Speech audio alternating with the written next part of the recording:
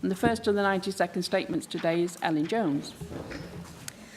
Artist ei bobl oedd Aneurin Jones, a'i bobl oedd cymeriadau ei febyd ymrycheiniog ac yn ddiweddarach yng nghefn gwlad y gorllewin. Ei ganfas oedd ail hanner yr 20fed ganrif yn y cymdeithasau gwledig hyn.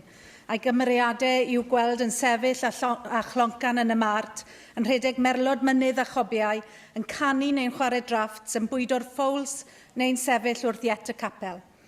I fi, fel llawer arall dwi'n siŵr, dwi'n gweld ffedog lliwgar fy mam gi a ffram sgwar fy nhad cu yn y delweddau yma.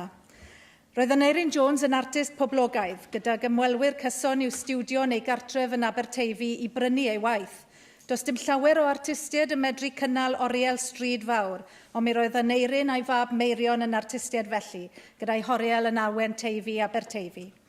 Mi roedd Aneurin yn llawn gymaint o gymeriad ar holl rai yn ei luniau, yn athro, yn dynwr coes, yn gymwynaswr, yn Gymro cadarn.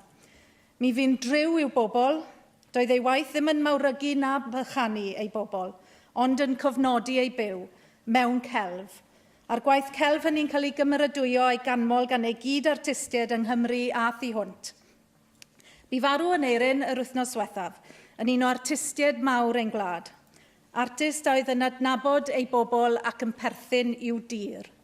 Mae'n fraint i gydnabod camp a chelfyddyd Aneurin Jones heddi yma yn ein Senedd.